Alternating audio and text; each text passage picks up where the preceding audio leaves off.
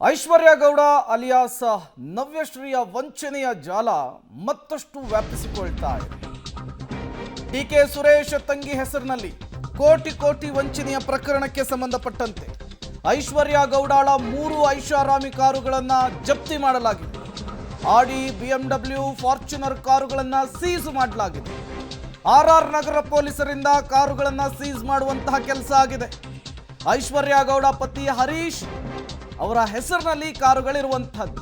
ಈ ಮೂಲಕ ಪೊಲೀಸರ ಇನ್ವೆಸ್ಟಿಗೇಷನ್ ಮತ್ತಷ್ಟು ಚುರುಕಾಗಿರುವಂಥದ್ದು.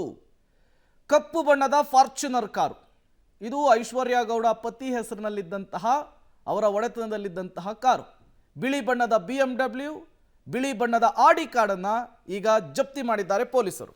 ತಂಗಿ ಹೆಸರಲ್ಲಿ ಸಾಕಷ್ಟು ವಂಚನೆ ಪ್ರಕರಣ ಸಂಬಂಧ ಐಶ್ವರ್ಯ ಗೌಡ ವಿರುದ್ಧ ಆರ್ ನಗರ ಪೊಲೀಸ್ ಠಾಣೆಯಲ್ಲಿ ಮತ್ತೊಂದು ದೂರು ದಾಖಲಾಗಿತ್ತು. ಇದೀಗ ಆ ದೂರಿನ ಆಧಾರದ ಮೇಲೆ ನಿನ್ನೆ ಆಕೆಯ ಮನೆ ಮೇಲೆ ದಾಳಿಯನ್ನು ನಡೆಸಿದ್ದಂತಹ ಪೊಲೀಸರು ಸುಮಾರು 300 ಗ್ರಾಂ ಚಿನ್ನ ಮತ್ತು 28 kg ಬೆಳ್ಳಿಯನ್ನು ಜಪ್ತಿ ಮಾಡುವ ಕೆಲಸವನ್ನು ಮಾಡಿದರು. ಅದರ ಜೊತೆಗೆ ಆಕೆ ಬಳಸ್ತಿದ್ದಂತಹ ಐಷಾರಾಮಿ ಕಾರುಗಳನ್ನು ಇದೀಗ ACP ಭರತ್ ರೆಡ್ಡಿ ಅವರು ಸೀಸ್ ಮಾಡಿದ್ದಾರೆ. ಅದನ್ನು ಗಮನಿಸ್ಬೋದು. ಇದು ಆಡಿ ಕಾರ್, ಇದು ಆಡಿ Q5.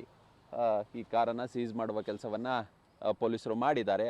ಅದಾದ ಬಳಿಕ ಆಡಿ Q5 ಈ ಒಂದು ಕಾರ್ ಏನಿದೆ KA01MY 8585 ನಂಬರಿನ ಕಾರು, ಇದು ಐಶ್ವರ್ಯ ಗೌಡ ಪತಿ ಹರೀಶ್ ಹೆಸರಲ್ಲಿ ಇದೆ ಅನ್ನೋದು ಗೊತ್ತಾಗ್ತಿದೆ. ಮತ್ತೊಂದು BMW ಕಾರ್, ಅದನ್ನು ಗಮನಿಸ್ಬೋದು, KA41MB 8555. ಈ ಕಾರನ್ನು ಸಹ ಪೊಲೀಸರು ಸೀಸ್ ಮಾಡಿದ್ದಾರೆ.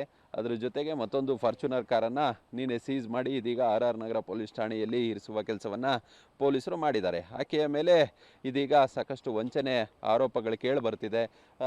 ಶ್ವೇತಾ ಎನ್ನುವವರು ಒಂದು ದೂರನ್ನು ಕೊಟ್ಟಿದ್ದಾರೆ ಆರ್ ನಗರದಲ್ಲಿ.